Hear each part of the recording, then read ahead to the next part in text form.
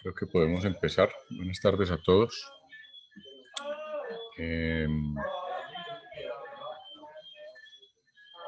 Estábamos revisando el capítulo 5. Habíamos empezado a mirar la parte de sistemas discretos. Habíamos empezado a mirar algo de los filtros discretos. ¿Tuvieron oportunidad de terminar de revisar el capítulo? Profe, te soy sincero, no. Bueno, ¿alguien alcanzó a terminar de revisar? La verdad, yo tampoco alcancé, profe.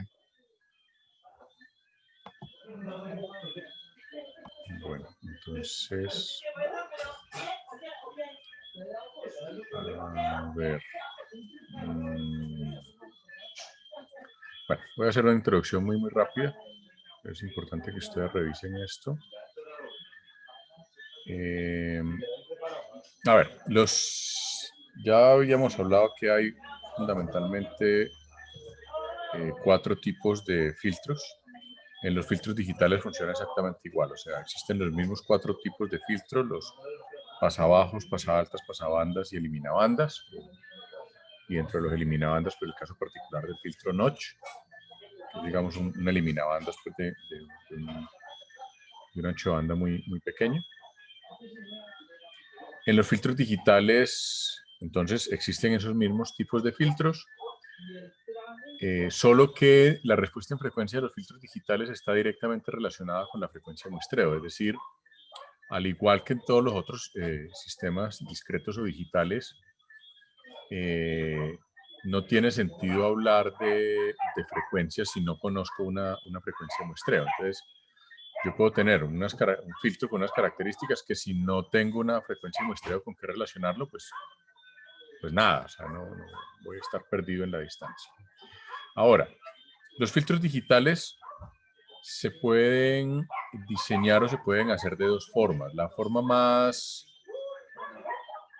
común, tal vez, o una de las formas más comunes, por un tema más histórico que otra cosa, es crear el filtro digital a partir de un filtro analógico. Es decir, normalmente el filtro digital parte de un diseño de un filtro analógico y se aplican una serie de técnicas y de algoritmos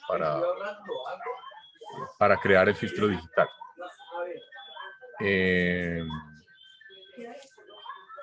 Hay formas, digamos, también diferentes de hacer los filtros digitales, pero normalmente un filtro digital tiene las mismas características de un filtro analógico, un filtro continuo. O sea, hay una frecuencia de corte, hay una selectividad del filtro que me da, digamos, cómo es la caída del filtro en términos de dB por década. Hay también una banda de atenuación. Y la diferencia fundamental acá es que en los filtros digitales voy a tener 2 grandes tipos de filtros, como en todos los sistemas digitales. Voy a tener filtros con respuesta finita al impulso, filtros FIR, y filtros de respuesta infinita al impulso, filtros IR. Igual, la diferencia entre uno y otro es el número de componentes que necesita el filtro. Ya les voy a mostrar un par de ejemplos.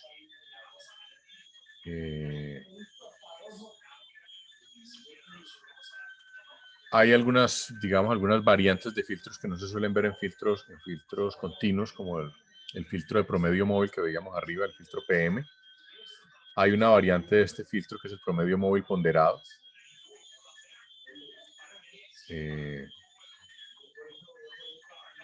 Pero por lo demás vamos a encontrar fundamentalmente los mismos tipos de filtros.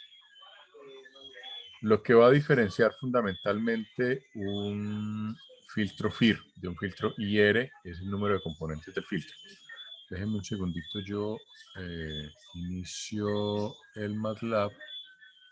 Permítanme un segundo, yo busco el MATLAB por aquí. Aquí está.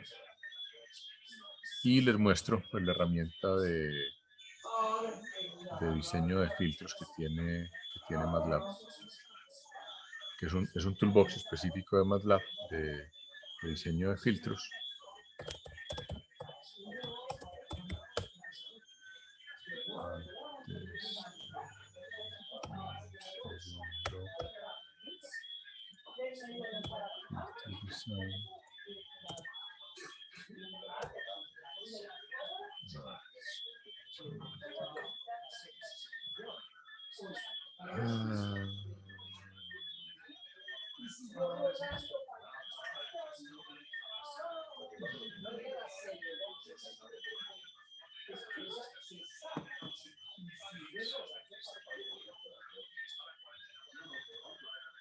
Filter Design, aquí está. En esta versión moderna de MATLAB, permítanme un segundo, yo comparto pantalla.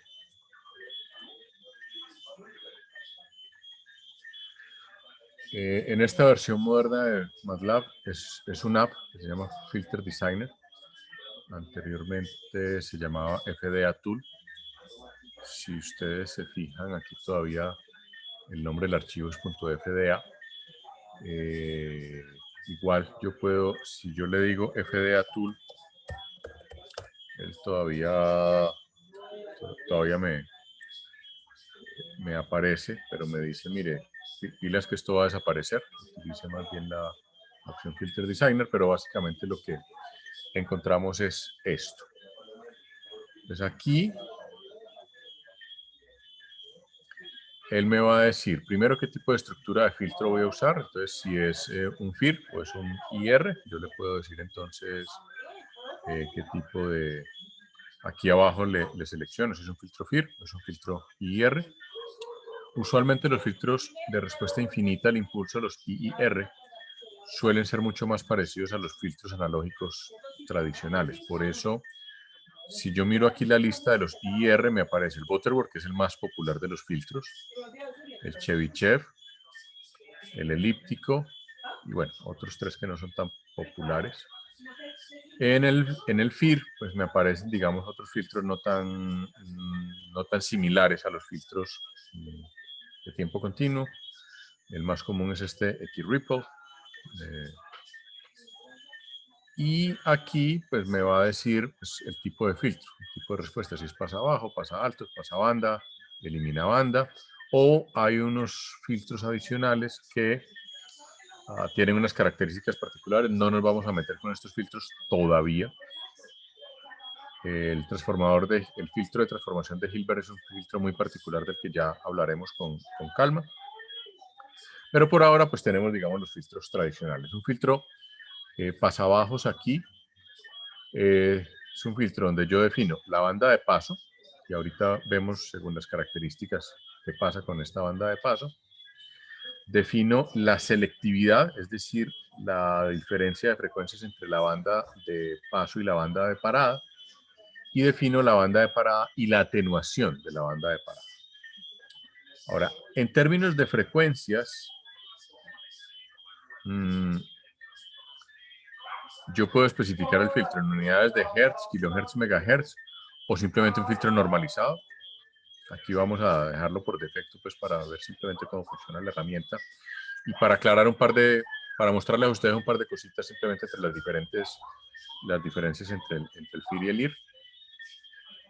La frecuencia de muestreo, cuál es la frecuencia de corte, en este caso cuando aquí esta frecuencia de paso, lo que está haciendo referencia realmente a la frecuencia de corte.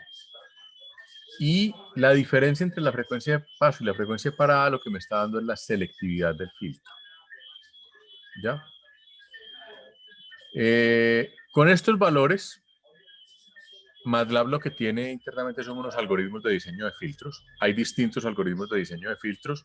En la documentación de MATLAB se explica bastante bien, o sea que lo que yo voy a hacer es utilizar la documentación de MATLAB para la presentación que tengo para esto. Es decir, en la presentación yo tengo algunos conceptos que son sacados de otras partes, pero yo diría que por lo menos la mitad, de pronto un poquito más, sale de la documentación de MATLAB. Entonces, si yo le digo a este señor que me diseñe el filtro, él efectivamente diseña el filtro. Si se fijan aquí, la frecuencia de corte está más o menos en 9600. Está como por aquí, los 3 dB. Esto es lo que se conoce como un diagrama de Bode. Fíjense que aquí tenemos la frecuencia, tenemos la magnitud expresada en dB, entonces eso es típico, esto es lo que normalmente se conoce como un diagrama de Bode, ya habíamos hablado de esto, pero aquí está como el ejemplo directo. Fíjense que él me calcula un orden 10 en este caso. Voy a hacer un cambio. El X-Ripple es por esta característica. Fíjense que en el caso de la banda de parada, la atenuación no es mucha, es decir, este es un filtro que no es muy selectivo en el sentido de que atenúa prácticamente 0 en la banda de paso, pero la atenuación es del orden de menos 20 en la banda de parada, o sea, es una atenuación bajita. Si me voy a un filtro Butterworth IR,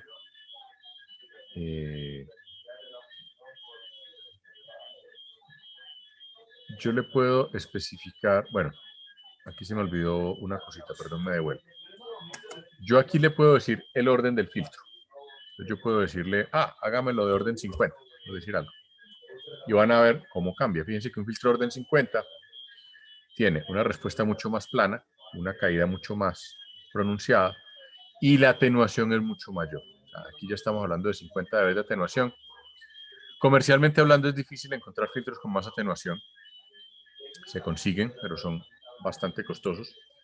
Ya les mostraré unos casos reales de filtros, tanto analógicos como digitales. Y si me voy a la opción de orden mínimo, pues él me va a diseñar un filtro, el que él considere el mejor. Fíjense que en este caso el orden mínimo es 50.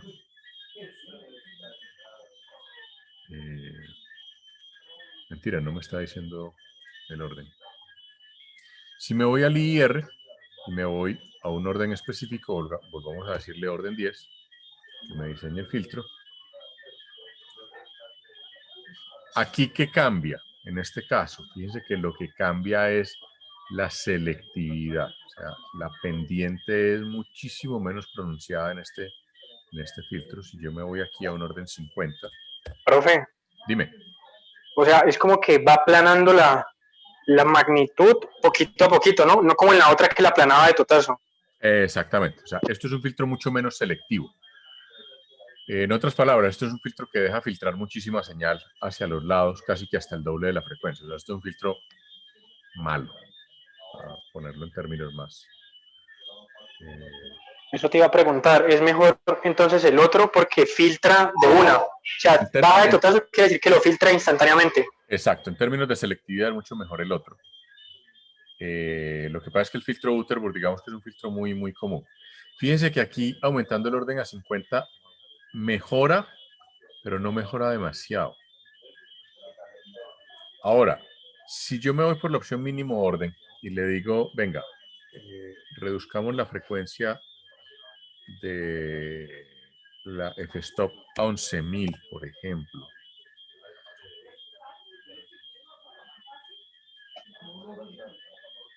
Él me da un orden 53, o sea, sigue siendo poco selectivo. Si me voy a otro tipo de filtro, que es también de los filtros comunes, por decirlo de alguna forma, vuelvo y le digo orden 50, a un filtro Chebyshev.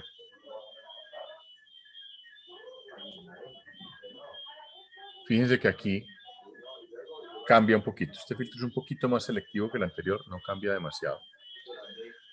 Y aquí el tema, ¿a qué se refiere el orden del filtro? Que es un tema bien importante aquí. El orden del filtro, y aquí permítanme, yo me devuelvo al libro. Profe, pero ¿quiere decir que mientras mayor selectividad, mayor calidad tendría el filtro?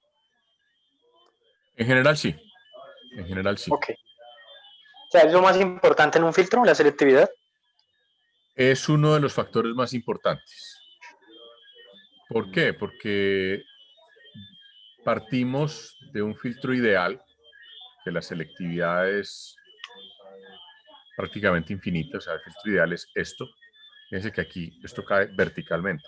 en ninguno de los que hemos visto en MATLAB esta caída es vertical. Entonces, la selectividad sí es muy importante, pero hay otros aspectos importantes, perdón. Pero esa selectividad que cada vez vertical no es posible, ¿no? O sea, es la ideal, pero no es posible. No, en la práctica no es posible. O sea, me tengo que ir, intentemos con un orden 100, a ver qué pasa. Fíjense lo poquito que mejora esto. O sea, me tengo que ir por ahí un orden, no sé si me voy un orden 500. Vamos a ver si mi computador aguanta. Fíjense que para tener una selectividad bastante buena, esto es un filtro muy selectivo, el orden es 500. ¿Qué significa un orden 500? Un orden 500 significa el número de componentes que tiene el filtro. O sea, la longitud del YDN. O sea, un orden 500 significa que YDN va a tener 500 componentes aquí. Eso se llaman los coeficientes del filtro. O sea, los elementos que anteceden la XDN menos algo van a ser 500 componentes en este caso. Y eso significa en términos prácticos que es el número de elementos de memoria que yo necesito utilizar. Palabras más, palabras menos. Si yo voy a implementar este filtro en un dispositivo programable, me voy a tragar 500 flip-flops, que es casi la mitad de una FPGA comercial, de las de gama baja. Entonces, el tema allí es el costo computacional. O sea, un filtro muy selectivo en digital, pues va a tener un costo alto. Ahora, si yo le digo, mire, sáqueme el orden mínimo, le digo otra vez, bueno, venga, diseñelo usted, dígame usted qué quiere hacer. Fíjense que a él se va con un orden 17, un orden bajísimo, una selectividad, pero bien mala. ¿Pero por qué? Porque lo único que se está fijando es que en entre 9.6 y 11 lleguemos a la frecuencia de parada. No me está diciendo qué tan grande es la banda de parada, o sea, qué tanto atenúa. En este caso, por defecto, se supone que tiene 80 dB, pero fíjense que los 80 dB, a los 80 dB se llega, no mentiras, se está llegando por aquí. Profe. Es un tema de gráfica. Estaba viendo mal la gráfica, perdón. Dime. Pero cuando tú dices elementos en el filtro, ¿te refieres a qué exactamente? O sea, tú lo dices como matemáticamente, pero en un circuito, por decirlo así, ¿cuáles serían esos elementos? O sea, ¿cada condensador o qué? Como es un filtro digital, se implementa con flip-flops. Entonces, aquí cuando estamos hablando de elementos, son flip-flops, elementos de retardo. Ok. Y si es, o sea, analógico es como lo sabemos hacer nosotros, ¿no? Nosotros vamos a trabajar con analógicos y con digitales. Ah, ok, vale. Les quiero mostrar aquí un detallito. O sea, este filtro no es tan malo. Yo lo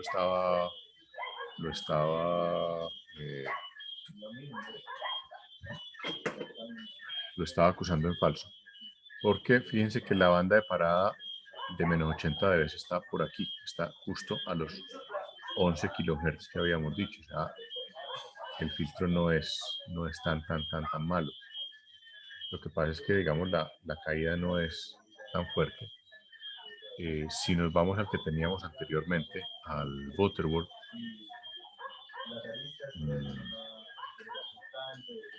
en el Butterworth, fíjense que tampoco es tan malo.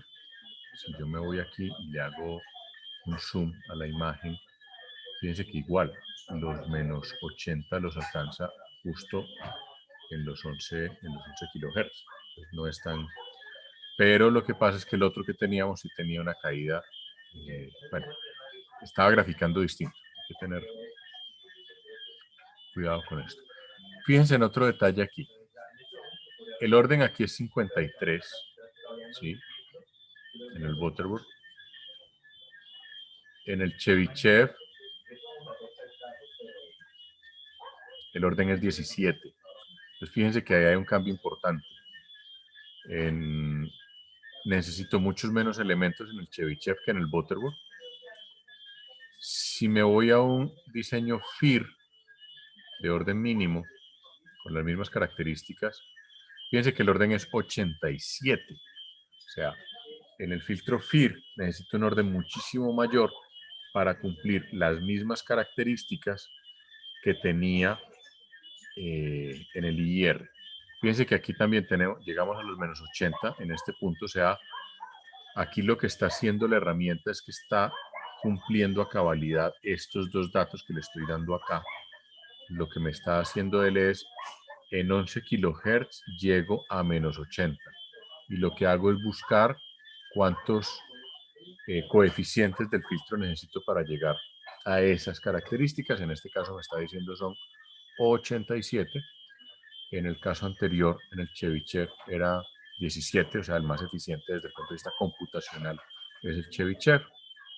Y en el Butterboard necesitaba creo que 50 o 53 era lo que le había dado. Esa es la diferencia fundamental entre los filtros FIR y los IIR. Siempre, siempre los IIR son filtros que utilizan menos elementos, pero por la forma de diseño, que son filtros recursivos, hay el riesgo de inestabilidad. Entonces, digamos que ese es el precio a pagar por tener un filtro con menos elementos electrónicos, con menos flip-flops.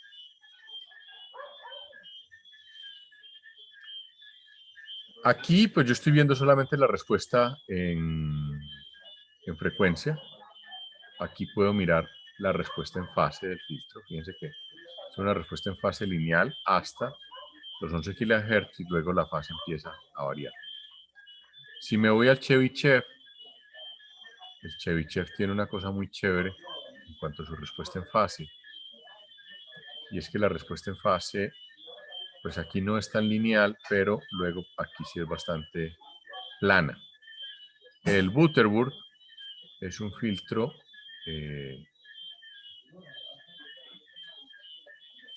que tiene una respuesta en fase también lineal. Por eso esos dos filtros son como tan utilizados, porque tanto su respuesta en amplitud como su respuesta en fase son bastante estables.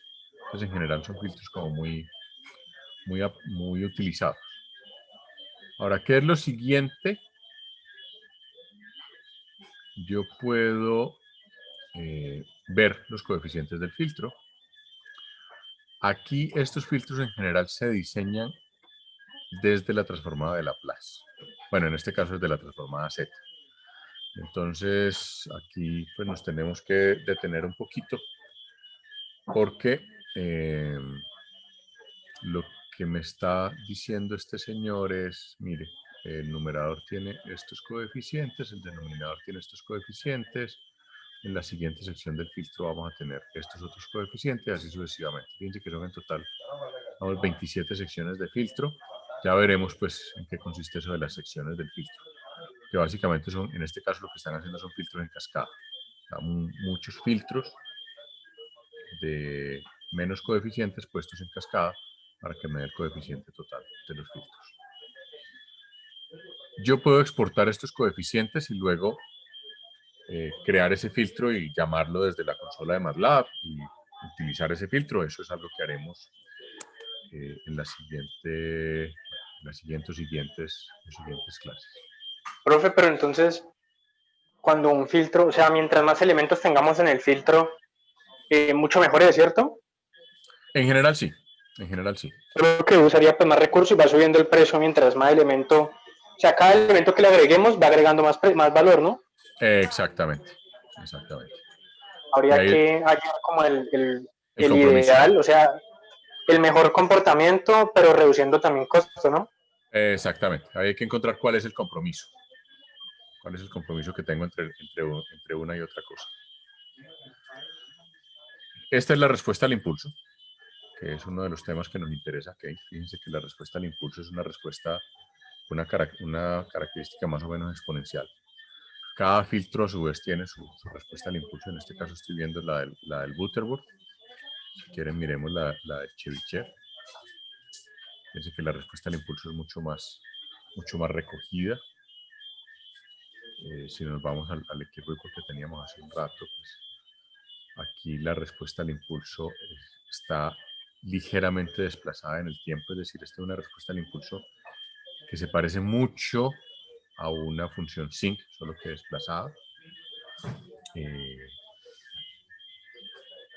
Por la respuesta, fíjense que la respuesta en frecuencia de este filtro es una respuesta en frecuencia que trata de parecerse al pulso, pero pues que no es un pulso del todo ideal. Entonces, eso hace que en el dominio del tiempo lo veamos como una aproximación de la función sinc. Pues, esta herramienta me permite pues, ver toda la información que yo necesito de un filtro, me permite pues, diseñar el filtro, ver el filtro, y pues me permite también pues, ver como cuáles son los parámetros de interés del filtro. Y esto es, como les decía, digamos que la forma de diseño más típica. O sea, uno define los parámetros del filtro como si fuera un filtro analógico y luego pues hace los cálculos y el MATLAB internamente pues utiliza alguno de los 3 o 4 algoritmos. MATLAB utiliza 2 algoritmos particularmente. En la literatura uno encuentra por ahí unos 3 o 4 algoritmos muy comúnmente utilizados. Hay bastantes, pero digamos hay 3 o 4 que son los más utilizados para hacer esta traducción de un filtro analógico a un filtro digital. Ahora, cuando hablamos de filtros específicos, como este filtro de promedio móvil ponderado, y filtros ya más, que son más de naturaleza digital, por decirlo de alguna forma, de naturaleza discreta, pues entonces ya, pues no, hay que utilizar otras técnicas de diseño que ya no son tanto esta herramienta particular de MATLAB, que está muy enfocada a este primer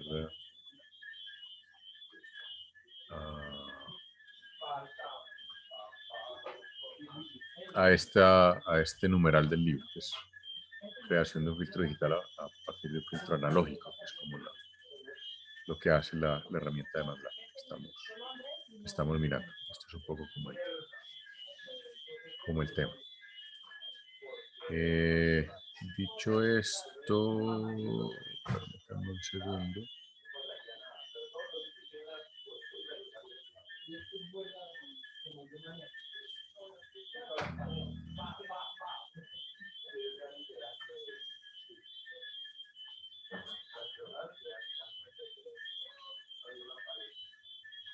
Un segundo, yo miro una cosa, a ver si esta es la presentación. Sí.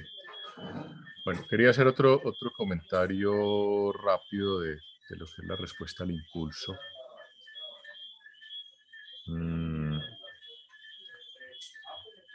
Digamos,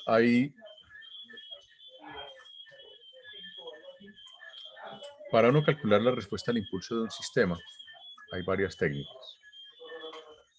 En este caso lo que yo les estoy mostrando es simplemente como el modelo teórico.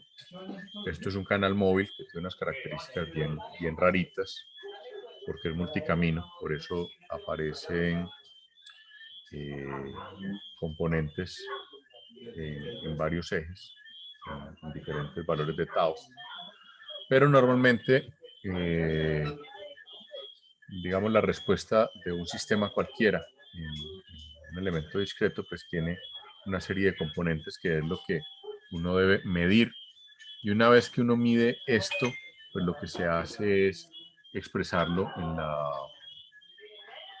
en la ecuación, ¿sí? Lo lleva uno a un modelo discreto como este, donde cada uno de estos componentes son estos son los A sub i que aparecen en esta ecuación, y aquí aparece el delta de t menos tau sub i. Estos tau de aquí, tau sub 1, tau sub 2 son los tau sub i que aparecen en esta ecuación, y esta es, digamos, la forma de uno representar la respuesta al impulso. Ahora, bueno, ¿cómo se mide esa respuesta al impulso? Esta es una forma de medirlo.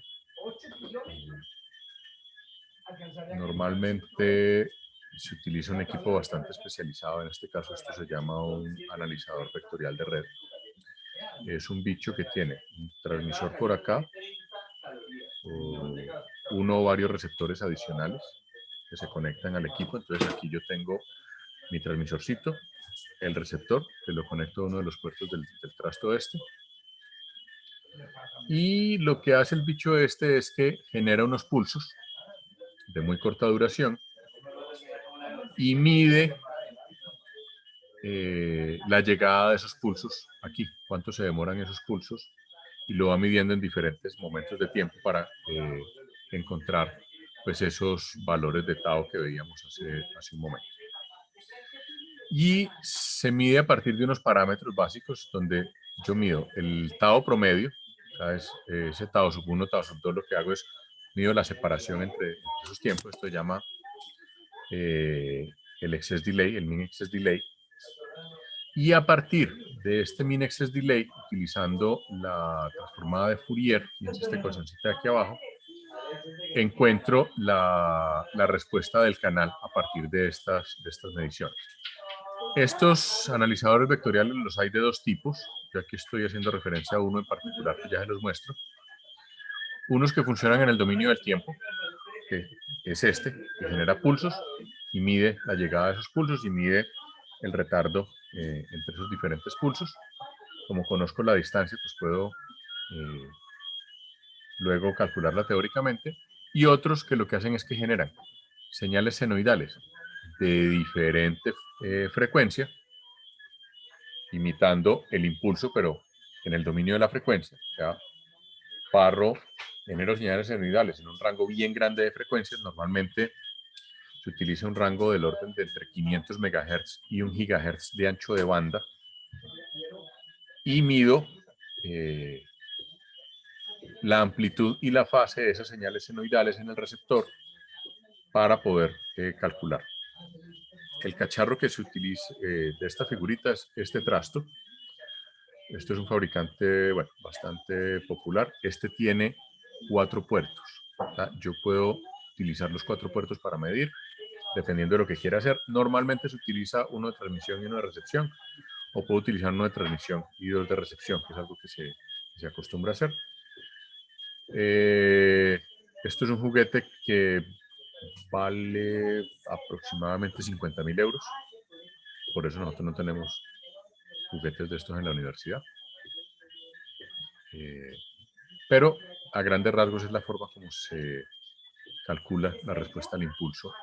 Y en cualquier sistema la forma de calcular la respuesta al impulso es parecida. O sea, las dos formas son o genero pulsos en el tiempo o genero señales senoidales y mido qué pasa al otro lado. Eso mismo se puede hacer con un cable de cobre, por ejemplo, etc. Lo que quiero que hagamos la próxima clase es un ejercicio rápido de hacer un cálculo de una respuesta al impulso de algún sistema. Voy a tratar de hacerlo utilizando el MATLAB. Pero les quería mostrar esto así muy rápidamente como para que ustedes indaguen un poquito más. Bueno, aquí en este caso es una cosa un poquito más sofisticada, porque es un canal donde no solamente estoy midiendo la respuesta al impulso en términos de respuesta al tiempo, sino que aquí estoy midiendo también la respuesta al impulso en términos de dirección. Nosotros no nos vamos a meter con eso en este curso, simplemente es para que ustedes sepan que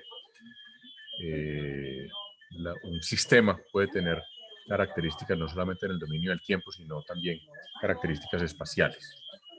O sea, yo puedo tener sistemas tiempo-espacio, que es el caso, por ejemplo, de las señales de video, que también existen muchos otros sistemas con esas características.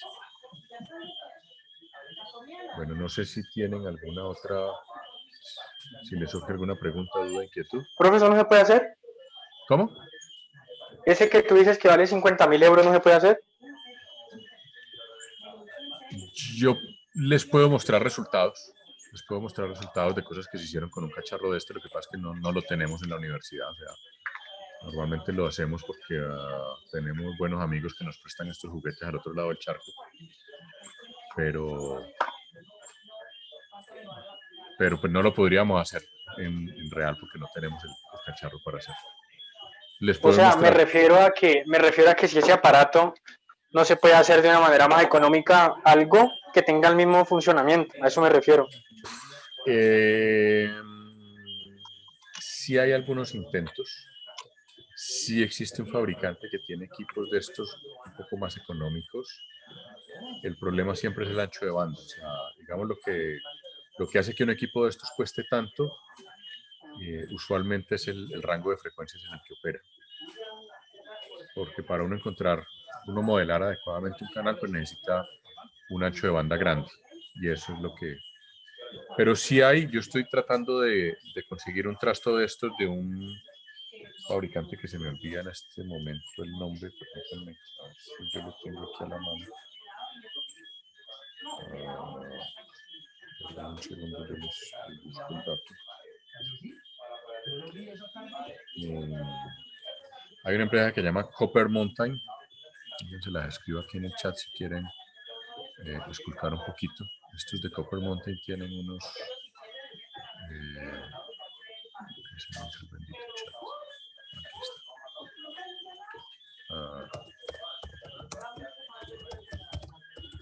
Estos tienen unos cacharros bastante más económicos y algo que en algún momento intentamos hacer, la verdad es que no, digamos, no hemos tenido como quien se le mida al tema, es hacer una especie de sonda de canal de bajo costo utilizando los USRPs, utilizando GNU Radio, con equipos que tenemos en la universidad.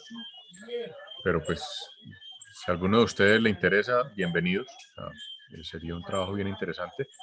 De pronto pues no logramos hacer un sistema tan sofisticado, pero sí se puede hacer una aplicación de un trasto de estos a un costo decente.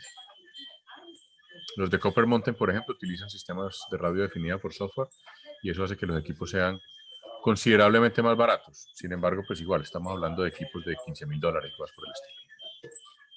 Más que entre 15,000 y 60,000, pues obviamente pues, hay diferencia. Este cacharro en particular va creo que hasta 90 GHz, por eso es tan caro. Perdón, no, este no sube tanto. El que va hasta 90 GHz vale casi $500,000. Pero bueno, la idea es que hagamos un ejercicio parecido, por lo menos simulado en MATLAB, para revisar este tipo de temas.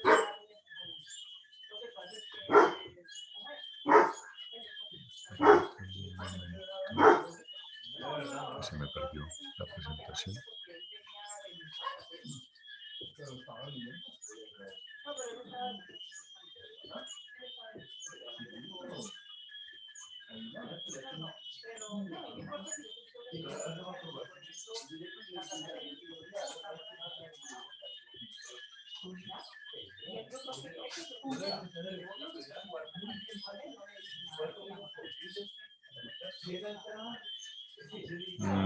Se me perdió la presentación de filtros. Qué bien.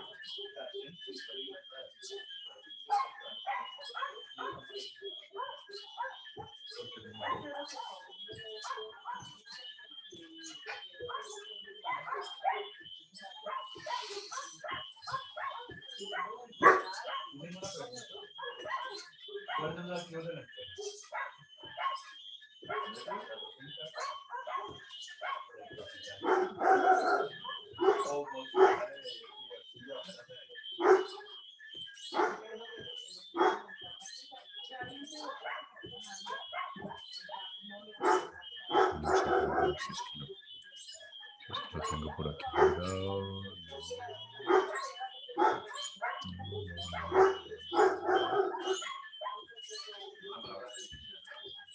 Quedan los comentarios sobre filtros, pero no es la que estaba buscando. Bueno, me va a tocar buscar con más calma lo que tenía de otras cosas, porque bueno, hay algunos ejemplos de MATLAB que les quiero que les quiero compartir sobre el tema de filtros.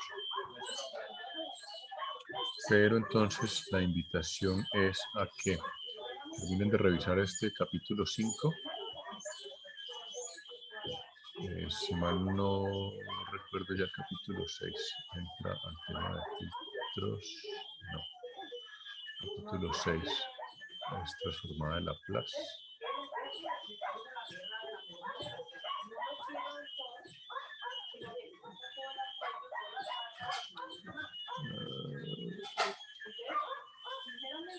Listo, entonces hagamos lo siguiente. Terminen de revisar el capítulo 5.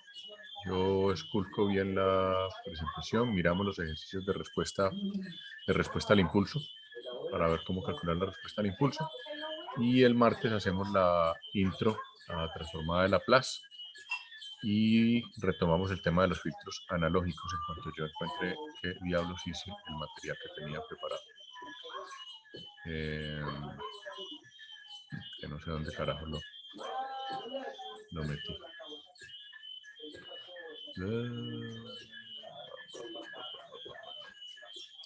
Bueno, otra cosa que quería comentarles rápidamente es, no sé si han tenido oportunidad de mirar el mini proyecto. ¿Alguien lo ha mirado? Sí, profe. ¿Listo? ¿Algún comentario, pregunta, duda, inquietud, queja? Profe, ¿a qué te refieres con espaciamiento en frecuencias?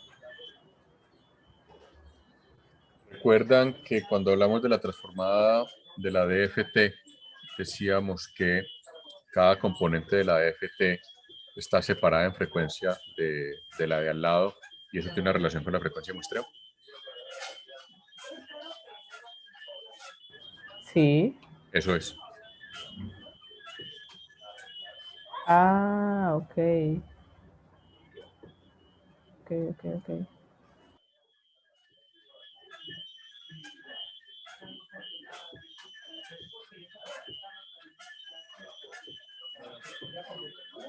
¿Alguna otra duda, pregunta, inquietud?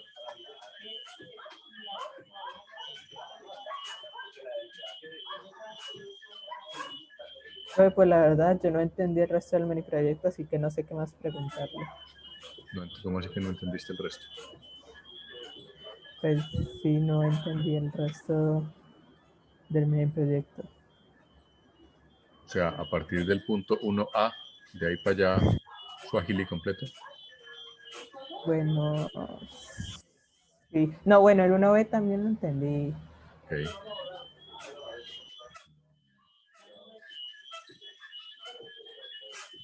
El C.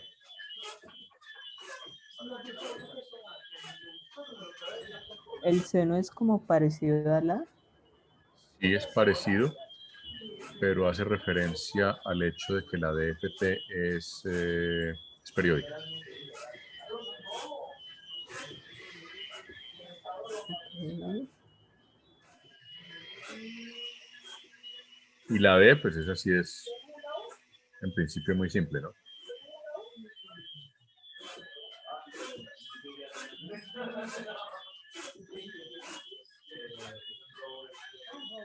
Sobre el punto 2, ¿qué dudas tienen?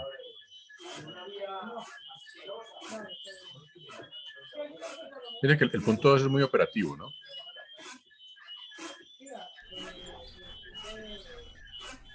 Sí, eso te voy a preguntar. ¿Le metemos esto al MATLAB? Y ahí pillamos... Es una opción, sí. Sí. Pero fíjense que luego tienen que explicar, ¿verdad? Usando las propiedades de la DFT. Opa, ¿qué pasó aquí? Luego tienen que explicar, usando las propiedades de la DFT, cuál es la diferencia entre B y C, ¿no? Entonces, sí, MATLAB se lo resuelve, pero la explicación va por cuenta de ustedes.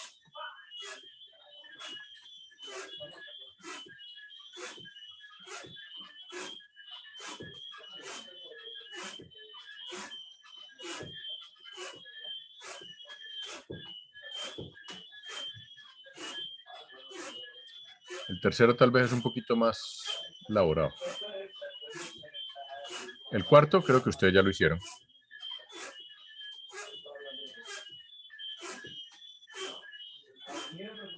Al menos uno muy parecido.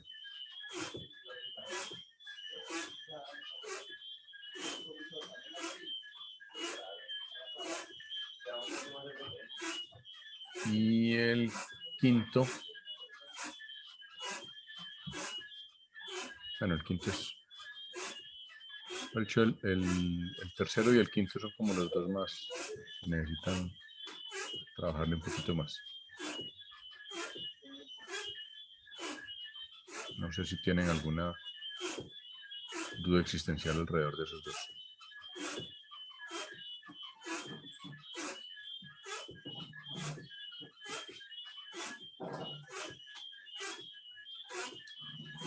El tercero es un caso muy práctico,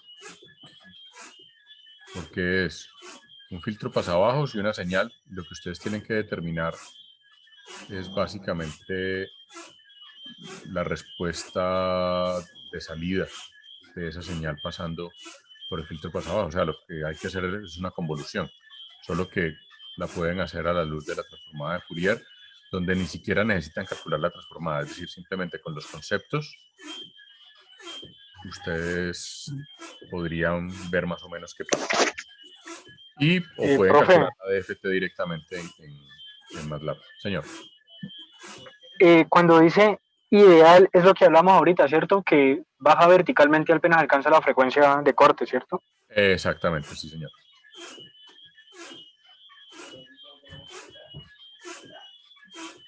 O sea, básicamente en 2000 Hz cae verticalmente y de ahí para allá no pasa absolutamente nada.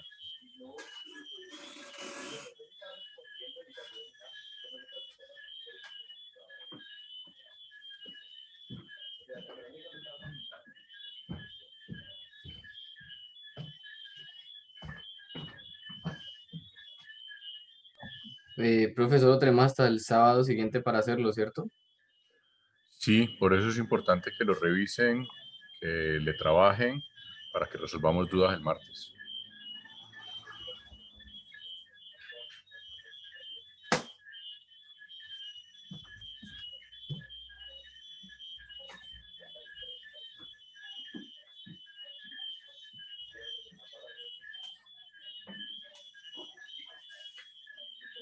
O sea, tenemos martes y jueves que vienen para terminarlo, pues como con dudas y todo eso, ¿no?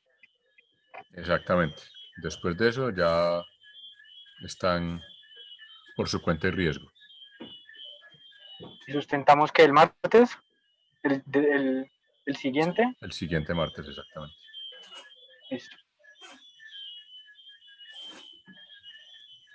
Profe, ¿no hay posibilidad de dejarlo para el domingo? Es que esta semana me toca mudarme de casa, entonces no sé cuándo me vayan a trasladar el internet. Ah, ouch. Entonces, ajá, estoy como que... Eh, Sí, porque nosotros le vamos a llorar el trasteo, profe. sí, ese Ojalá. chiste estuvo bueno. O bueno, no, ya me comprometieron aquí en público y quedó grabado, o sea que si no aparecen al trasteo me avisas. Bueno,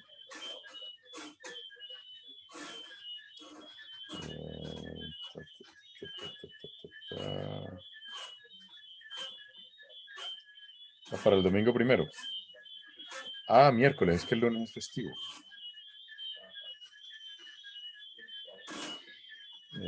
Hagamos una cosa, lo voy a mover para el lunes. Me acabo de dar cuenta que este lunes es festivo. Pues, o sea, el lunes de la semana entrante es. El lunes 2 es festivo.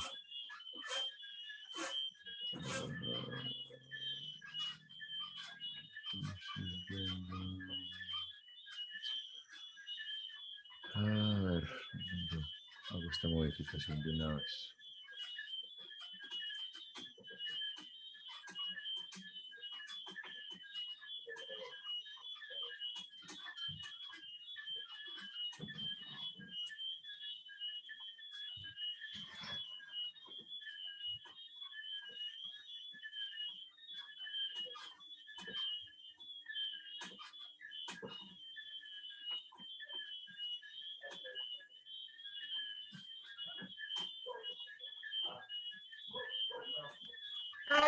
profe, ¿y vos me recomendás que hagamos eso con el software que mostraste ahorita? O sea, el que estamos simulando. Con este.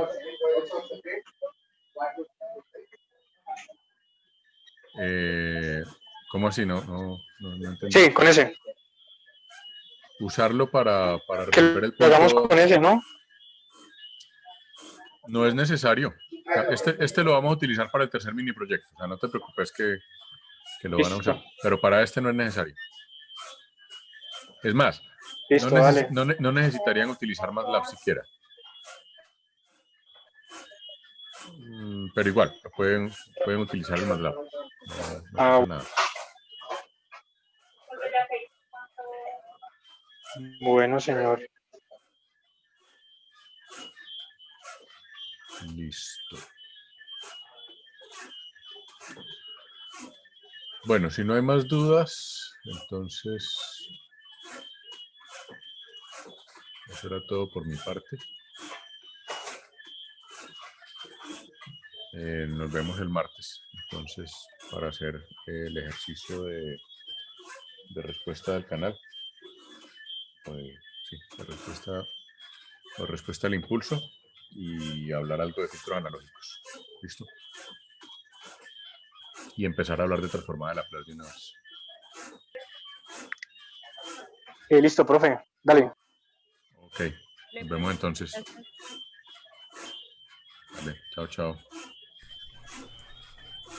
Listo, profe, chao. Chao, profe, gracias.